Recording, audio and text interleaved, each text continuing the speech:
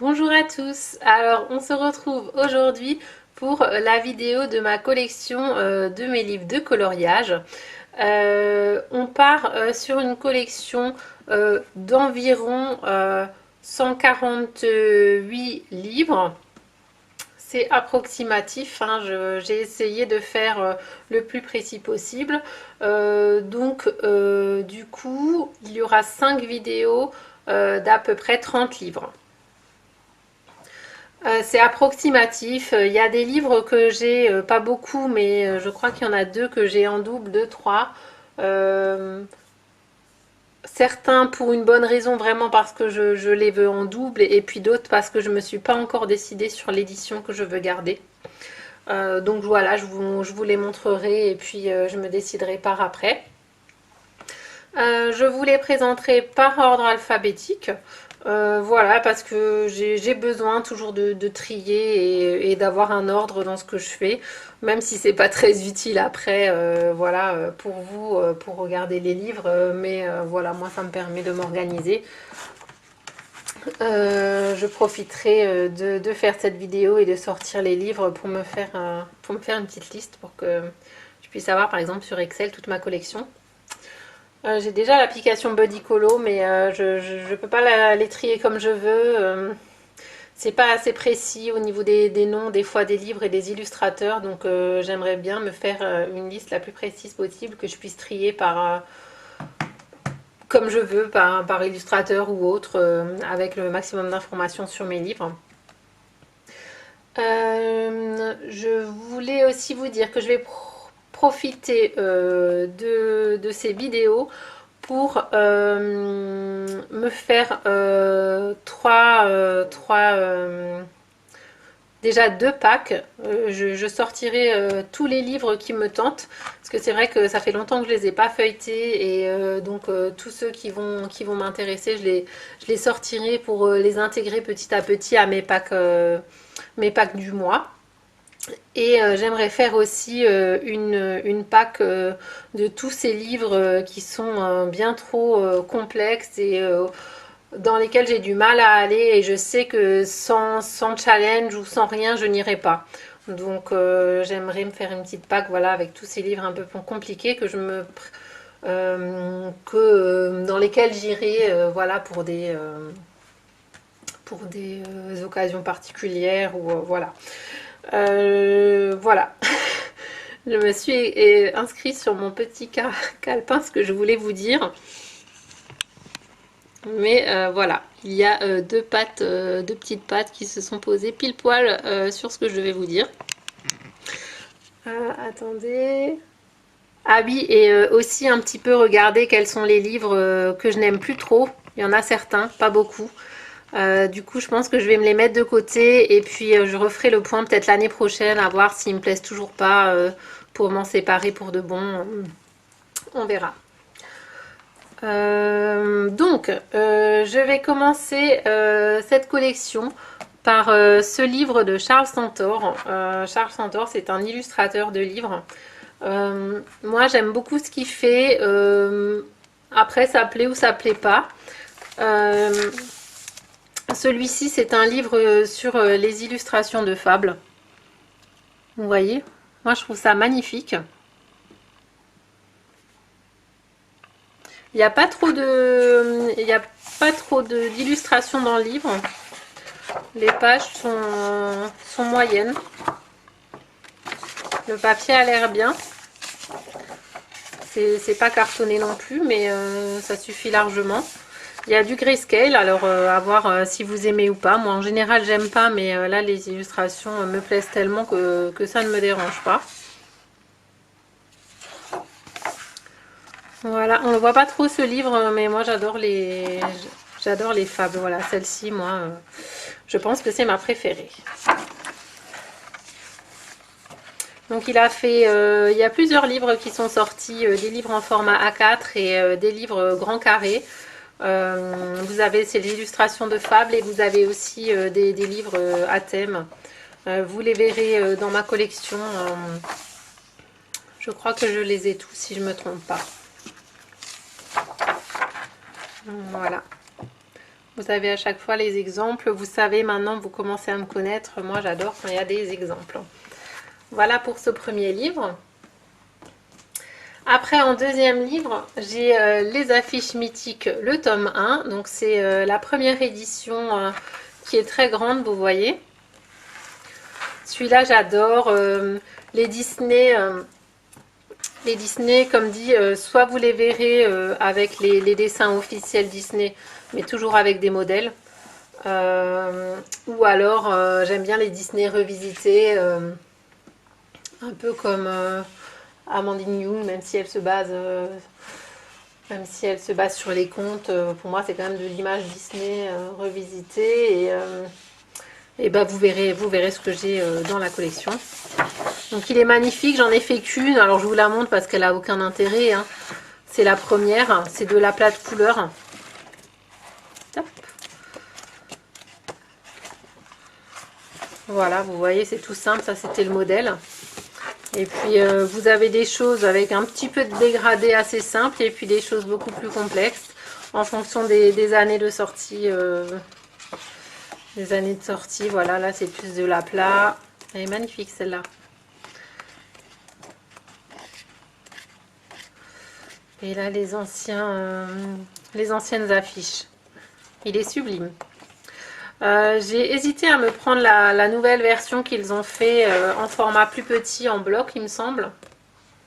Vraiment, je pense que c'est mieux à colorier, c'est moins long et j'ai vraiment hésité à changer ce livre contre un bloc. Et après, c'est vrai que les blocs, ils se détachent. Donc, je me suis pas décidée. Pour l'instant, j'ai quand même gardé cette version.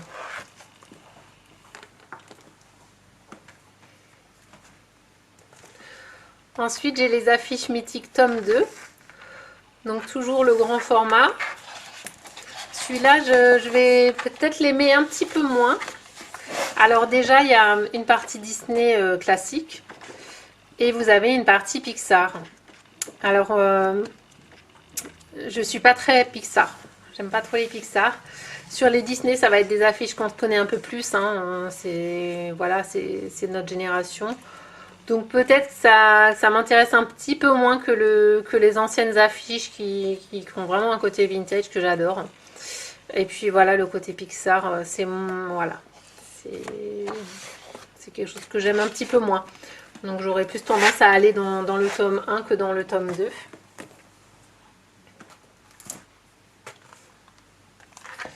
Après, j'ai ce petit livre japonais sur Alice au pays des merveilles.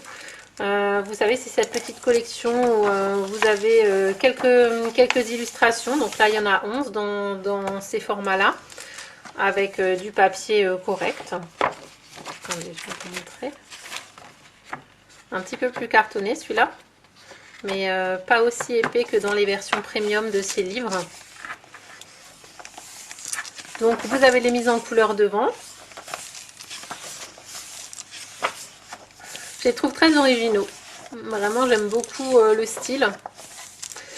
Et après, là, vous avez les colos à mettre en couleur. Alors, je vous avoue que j'en ai commencé un, parce que je voulais faire le Disney Défi de la chaîne Les Bonheurs du Mercredi.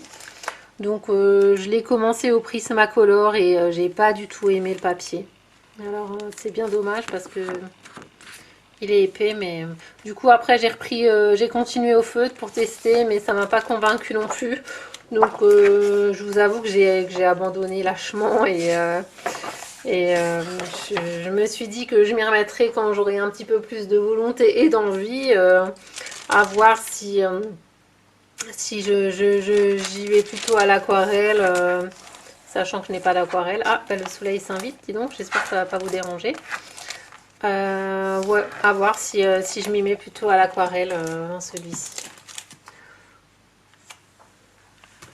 Alors normalement j'ai des arbres qui nous cachent le soleil, mais là il est pile poil entre deux branches. Vu que les arbres sont très dégarnis, ça passe quand même. Ensuite j'ai le Alice Adventures in Wonderland. Donc celui-ci c'est aussi un de Charles Centaure, illustré par Charles Centaure. Donc on a un peu le même format avec les illustrations devant et derrière qui sont mises en couleur. C'est pas tout à fait le même style que pour les fables, je trouve. Et celui-là, il est magnifique. Alors, Alice, en version, comment dire, en version personnage réel, avec ses fonds. Attendez, je vais quand même essayer de régler ce problème de lumière parce que c'est embêtant. Voilà, donc on est mieux ici. Ouais, donc les illustrations sont magnifiques. Regardez-moi, celle-ci, elle est sublime. Franchement, il y a tellement de livres qui ont été faits sur Alice au Pays des Merveilles. Il y en a des super chouettes, mais vraiment, celui-là, c'est celui que je préfère. Voilà, elle est trop belle. Après, j'ai failli craquer sur d'autres, mais c'est vrai que les visages étaient vraiment bizarres. Enfin, il y avait toujours quelque chose qui me déplaisait. Mais celui-là, c'est pour moi le plus beau. En tout cas, voilà. Regardez celui-là. Je vais pas tous vous les faire, mais voilà, je vous montre encore les mises en couleur. Hop.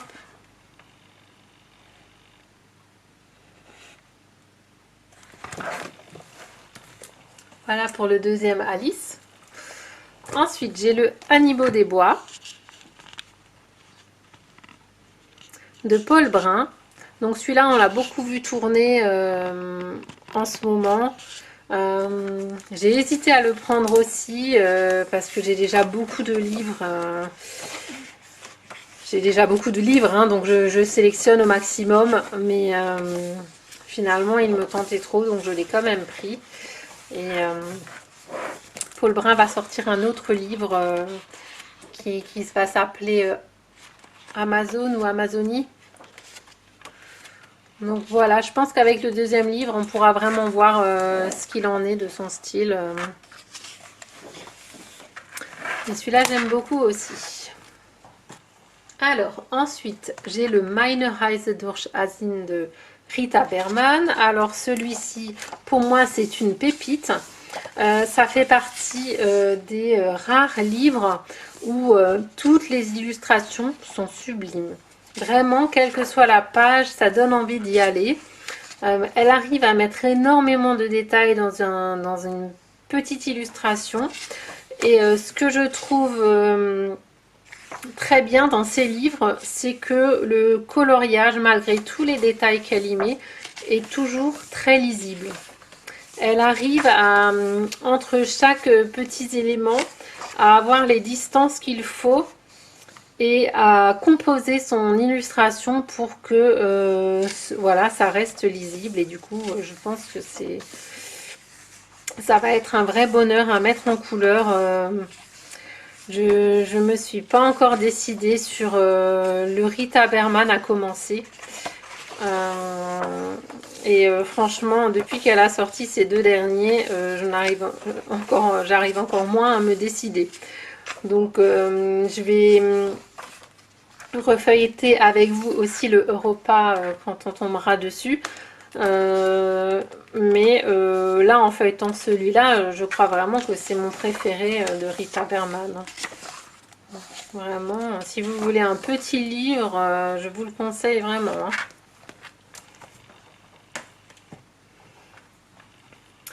Ensuite, j'ai ce livre-là qu'on voit un petit peu moins. C'est le Atelier of Witch Hat. Alors, je ne vais pas vous le lire, je vais vous laisser lire le nom de l'illustratrice. Voilà. Je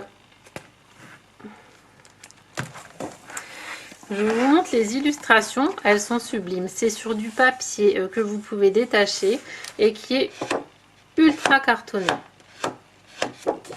Donc il n'y a pas trop d'illustrations dedans et elles sont toutes magnifiques. Vraiment, elles sont... J'ai vraiment craqué sur ce livre. Je les adore.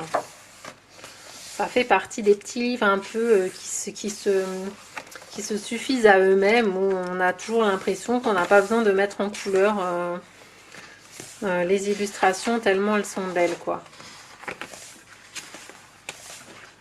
Celui-là, je l'ai pris sur Book Depository, si ça vous intéresse. Et je regrette pas du tout. Voilà.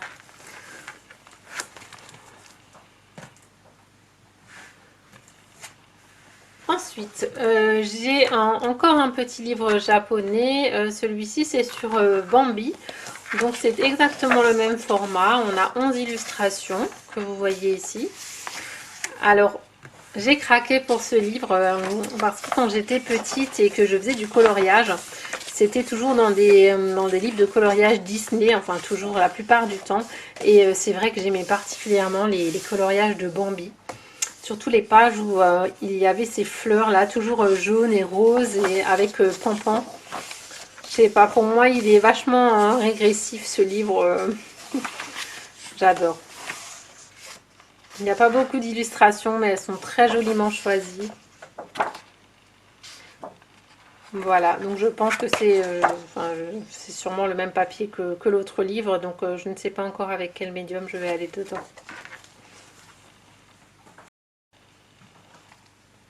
Voilà, ensuite j'ai le Blanche-Neige et les 7 nains des grands classiques de chez Hachette. Ceux-là, donc comme toujours, je les aime parce qu'il y a les modèles. Et ce que j'aime aussi, c'est que ça concerne des anciens Disney, donc que j'aime particulièrement. J'ai été un petit peu embêtée par le côté très sombre des illustrations proposées. Bien sûr, on n'est pas du tout obligé de les reproduire, mais c'est ce que moi j'aime faire. Et puis finalement, de les travailler en plus sombre, ça permet encore à nouveau de se challenger et de trouver des petites astuces pour réussir à reproduire au mieux. Moi, c'est ce que j'aime faire. Donc dans celui-ci, c'est le seul que je n'ai pas entamé, il me semble, des trois. Mais c'est des livres que j'aime énormément et le papier est très agréable, vraiment. Si vous voulez avoir ce genre de livre, vous pouvez y aller les yeux fermés, vous ne serez pas déçus, hein. Alors, ensuite, j'ai le Botanicum de Maria Troll. Alors, celui-ci, c'est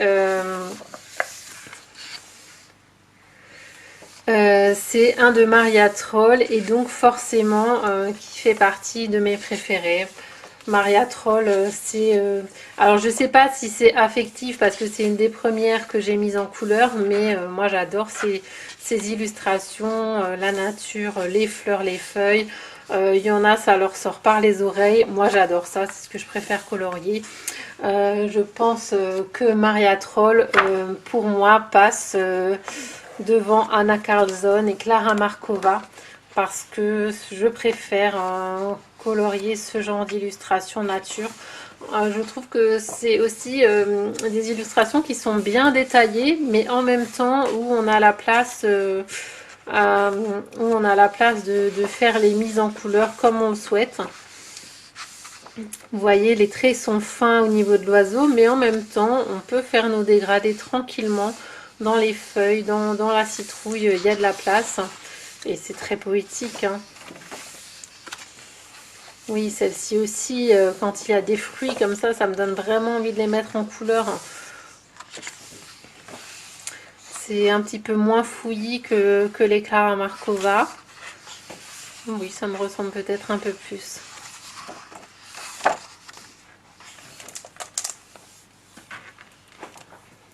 Voilà pour le Botanicum.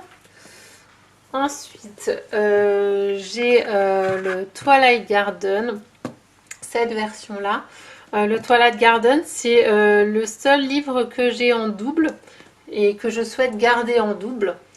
Au début, quand j'ai commencé le colo, ça faisait partie des premiers livres que j'avais acheté, le Mythomorphia, le Twilight Garden, et, le Season, etc.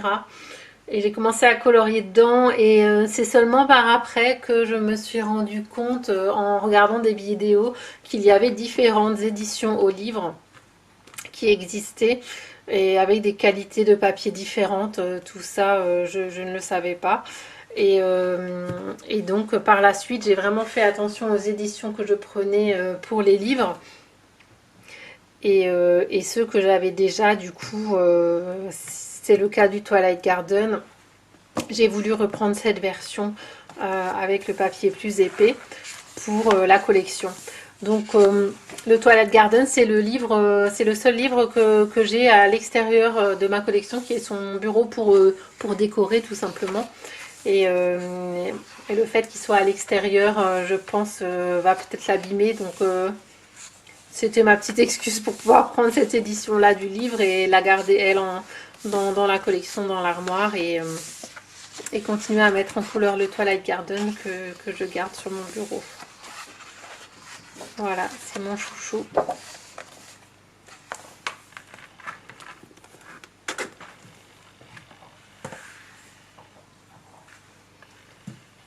Ensuite, j'ai un petit carré. Alors, j'en ai pas beaucoup des petits carrés de chez Hachette, mais comment dire, jusqu'à maintenant, je me suis toujours interdit d'acheter les carrés de chez Hachette parce que j'ai trop de livres et du coup, je me fais des interdictions comme ça sur certaines choses.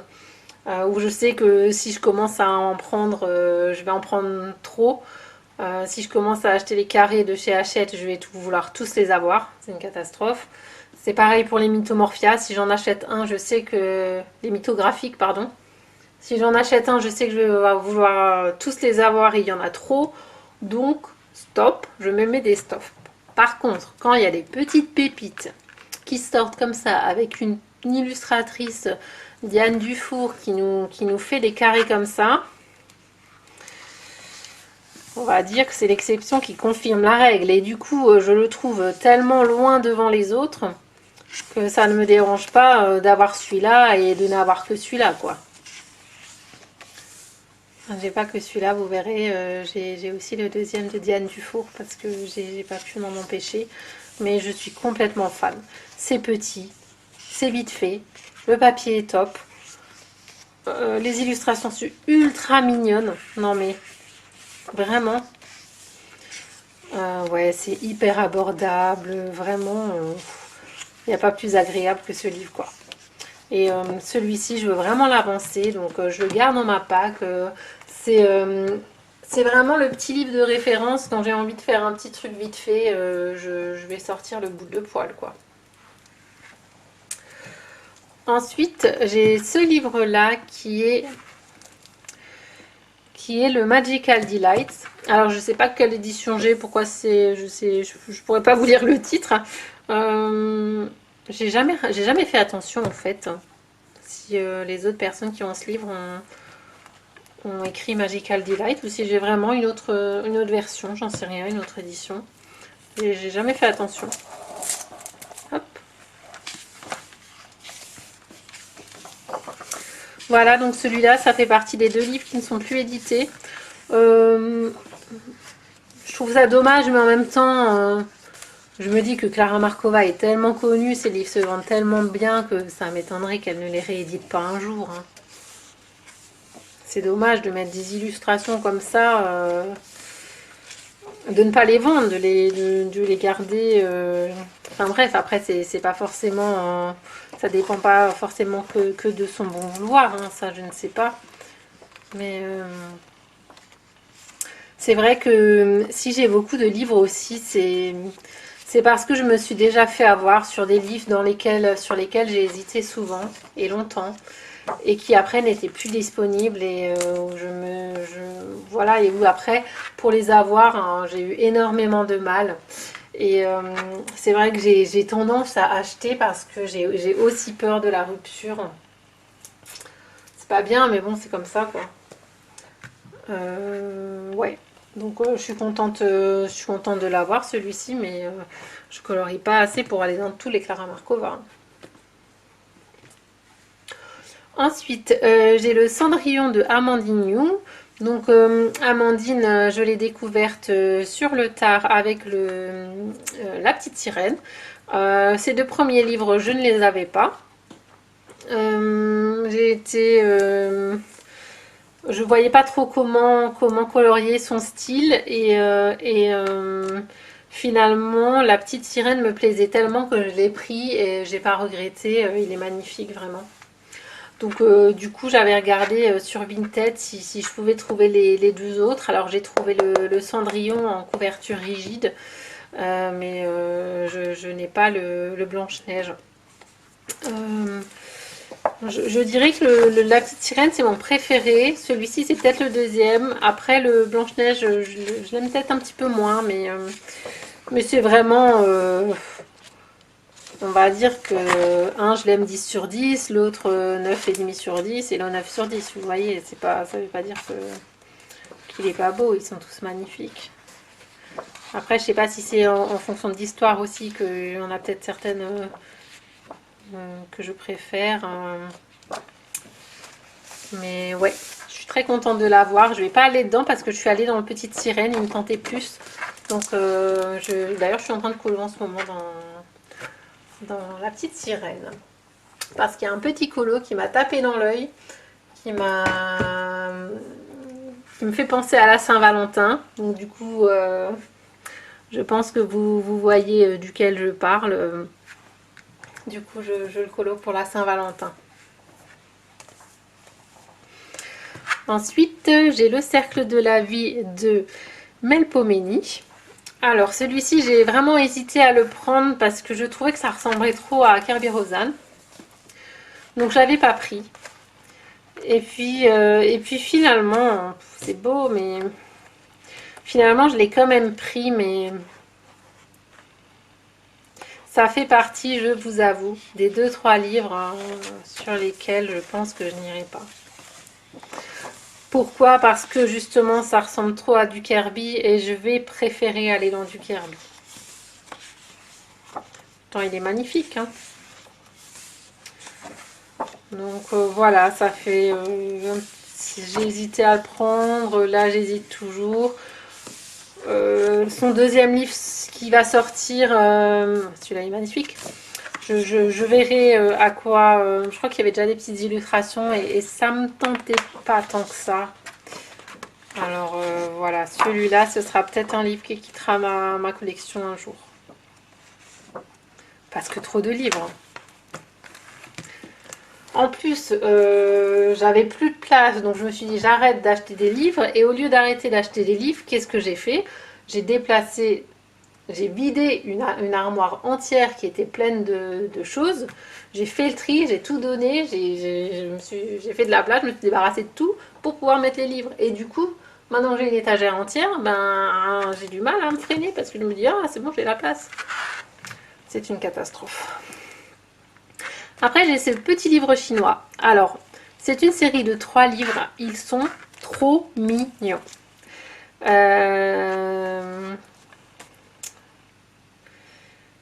C'est des petits livres qui s'appellent Poésie chinoise. Vous en avez 3. Ça, c'est le tome 1. Avec le petit livre qui est en petit format A5, hein, donc tout mignon, tout petit. Vous avez une frise. Et là, je vous montre la frise. La frise, elle est en carton, un peu jaunie comme ça, mais très épaisse. C'est trop mignon. En fait, ce que j'aime bien, c'est que souvent dans les livres asiatiques, vous avez souvent des femmes avec des visages très fins, des lignes très fines, des cheveux très fins, très longs. Et ce côté-là, j'aime pas trop. Je trouve que ça donne un petit côté un peu froid au visage et du coup au personnage. Et ce que j'aime dans ces petits livres, c'est qu'ils ont des petits visages tout rondouillés, mais tout mimi. Regardez ça, c'est trop mignon. Et c'est des petites scènes, elle sur sa petite barque, avec son petit nénuphar en main. C'est poétique, c'est... Le papier, il est bien, il est moyen, quoi. Vous pouvez y aller tranquillement. Il est lisse. Ouais, lui dans sa barque, il est trop mimi aussi. Moi, c'est un coup de cœur ces livres. En plus, le fait qu'il soit petit, pareil, je pense que c'est des colos qui sont vite faits. Je pense qu'on peut faire des très jolis fonds aussi. Les illustrations s'y prêtent bien. Voilà, là, avec la petite balançoire, c'est trop chou. Ouais, j'adore. Donc ça, c'est le tome 1. Voilà. Je connais pas les titres, hein, à part Poésie chinoise. Je sais pas si, je sais pas ce qui les différencie. Donc là, vous avez le tome 2 avec toujours cette petite frise. Alors j'ai peut-être l'impression que c'est des personnages qui d'un livre à l'autre sont peut-être un petit peu plus âgés. Je sais pas. Là vous avez...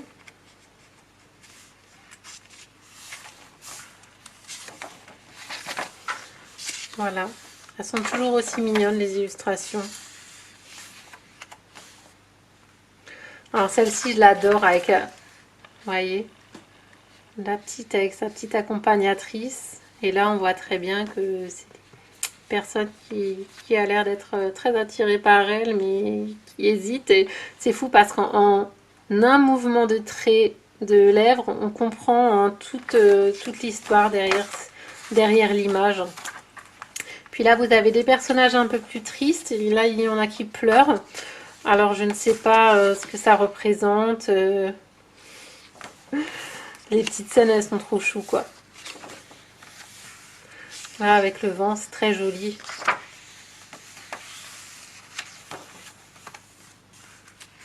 Les petites scènes de vie. Voilà, donc ça c'est le tome 2. Ouais, elle n'est pas contente, hein. Petite souris. Trop mignon. Ça change des illustrations qu'on voit habituellement, je trouve. Ensuite, vous avez le tome 3. Donc celui-ci, je trouve qu'il est un peu différent. Les personnages ont l'air d'être plus fins et plus adultes. Du moins, c'est plus les petits personnages kawaii. Hop.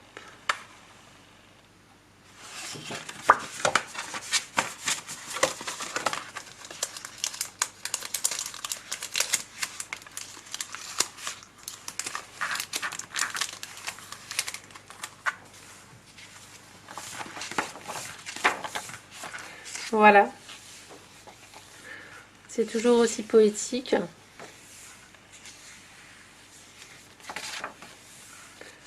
Mais les personnages, voilà, on dirait des... Ils n'ont pas les mêmes traits. C'est trop beau. C'est trop beau, son petit chignon là.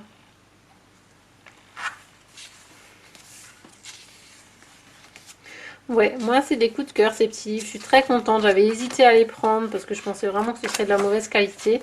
Mais ils sont top. Et je trouve que quand vous achetez les livres chinois, par contre, souvent quand ils mettent là, vous voyez la frise ou quand ils mettent des petites cartes postales et tout, elles sont de très bonne qualité. Après, j'ai le livre chinois. Cette fois-ci, c'est le classique Disney. Donc, vous avez un peu tous les Disney dedans. Donc, on reste toujours, je pense, sur les 11 illustrations. Et je trouve que les Disney choisis et les illustrations choisies sont magnifiques. Voilà. Alors, celle-ci, je l'ai vue mise en couleur, mais je ne sais plus qui c'est. Mais sublime. Faut que je lui demande comment elle a fait. Je crois qu'elle a fait de l'aquarelle sur ce papier. Hein.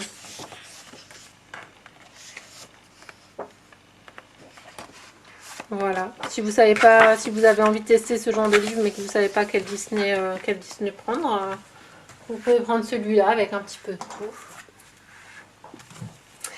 Après, j'ai ce livre de Charles Centaure qui est un best-of. Donc pareil, si vous voulez tester du Charles Centaure mais que vous ne savez pas à quel prendre, celui-ci c'est le best-of où vous allez avoir un mélange de ces illustrations des grands livres grands carrés et en même temps des illustrations des fables. Donc vous avez voilà le magicien d'Oz, vous avez Peter le lapin, vous avez du Blanche-Neige, vous avez les fables.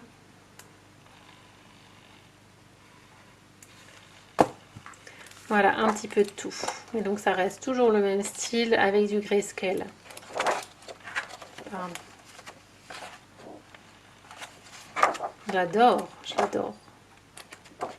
J'adore ce singe.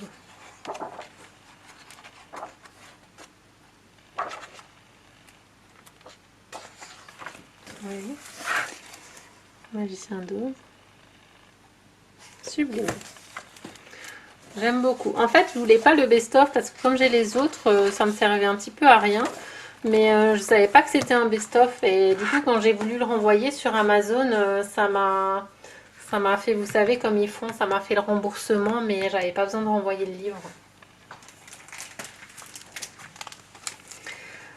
Ensuite, j'ai les coloriages Wild. Alors, bon là, j'ai mis du scotch, c'est juste pour les repérer. C'est ceux de ma pack, en fait. Je vais pouvoir les repérer après quand je range tout. Donc, les coloriages Wild, ils sont aussi top. Hein. Franchement, le papier, bon, c'est connu. Hein. Le papier hyper cartonné, les illustrations d'une finesse. C'est un petit format, vous avez 14 illustrations qui sont répétées 2 fois. Le seul défaut de ces livres, je dirais que c'est le prix. Parce que 14 illustrations pour le prix, voilà, je trouve ça abusif. Je pense faire les 14 premières au crayon. Et les 14 suivantes, je pense y aller à l'aquarelle. Moi qui n'aime pas mettre d'aquarelle dans mes livres, du coup, ceux-là vont me permettre de pouvoir le faire. Ce que j'aime bien aussi, c'est que si vous n'avez pas d'inspiration, vraiment, à part choisir vos couleurs pour la peau, si vous avez un combo, c'est vite fait.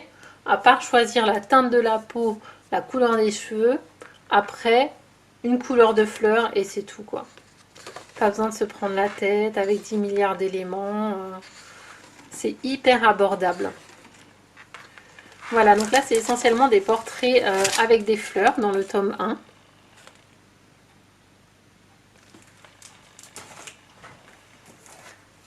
Après, vous avez le coloriage Wild 2. Donc celui-ci, elle nous a mis aussi des portraits avec des fleurs, mais là par contre on a des petits insectes avec. Des petits insectes avec parfois des petits oiseaux. Voilà. On voit qu'elle commence à intégrer d'autres éléments à ses portraits avec les fleurs. Mais pas dans tous, hein. Je dirais peut-être que dans la moitié, à l'arrière vous voyez mieux. Dans la moitié peut-être. Je trouve que les 3 premiers tomes n'ont pas de... Enfin, je pense, hein, d'après ce que je vois, n'ont pas de... Comment dire, de thème précis. N'ont pas de thème précis. Trop beau, c'est très poétique aussi. Avec les petits animaux. Voilà, là, elle intègre beaucoup plus d'animaux, encore plus... voilà, un peu plus d'animaux. Les abeilles.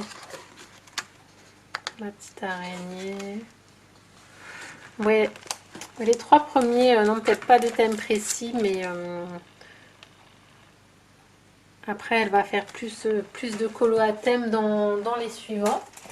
Donc le 4, voilà, celui-là, il me tarde de le commencer. C'est vraiment une idée que j'aime beaucoup, comme le Soulmate où vous avez ce portrait avec cet animal en face. Je pense qu'on peut les faire de tellement de façons et j'aimerais vraiment trouver quelque chose qui match et qui me permette de faire ressentir l'animal dans le portrait. Voilà, donc là on a toujours le portrait qui va avec l'animal. Celui-là, j'ai vraiment envie de l'entamer. Mais bon, j'ai commencé le 1, c'est déjà bien. Comme dit, je voulais en commencer au moins un parce que c'est tellement pas logique d'avoir autant de livres de la même illustratrice sans en commencer un seul. Donc celui-là, on voit effectivement sur les colos qu'on a des personnages de différentes ethnies, je dirais.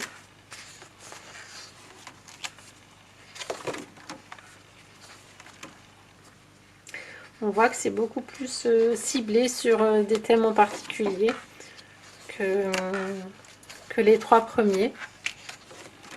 C'est intéressant de voir l'évolution des illustrateurs. Voilà, ça vous pourrez vraiment faire la différence entre tous les tomes si vous voulez en acquérir un mais que vous ne savez pas. Et celui-là sur le thème des poissons. Alors, comment dire, je trouve qu'elle a relevé un vrai défi parce que associer des poissons avec un visage, il faut le faire quand même. Du coup, on dirait presque que c'est une écharpe, le corail. Vraiment, avec les algues, elle a su vraiment intégrer les deux. C'est génial. Et je suis pas très thème marin, mais là, c'est tellement bien fait. Je dirais presque que c'est du génie. Sublime, vraiment. Là, on arrive sur du haut niveau. Hein.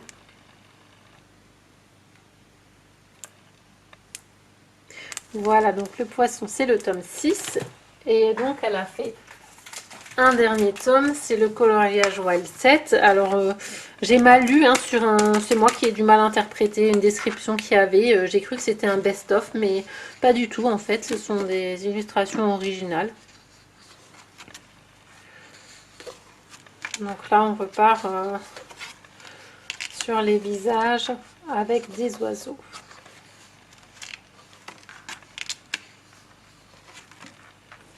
On voit qu'à chaque fois, par une illustration, elle touche à une idée. Et après, elle va développer cette idée.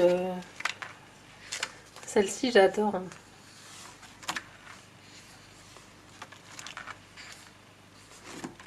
Ce sont des très beaux livres. Voilà, on a fait le tour des coloriages Wild.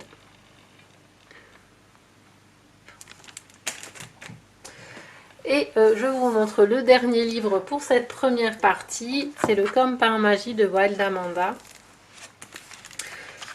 Donc celui-ci est un petit peu différent de ce que j'ai, un petit peu plus simple par rapport à ce que j'aime d'habitude. Mais il y a certaines illustrations par leur composition que j'aime beaucoup. C'est pareil, ça pourrait faire partie des livres que je ne suis pas sûre de garder, comme le Cercle de la vie. Pourtant, j'ai vraiment envie d'aller dedans, hein. C'est dingue. Hein. J'adore. Donc à voir, on verra.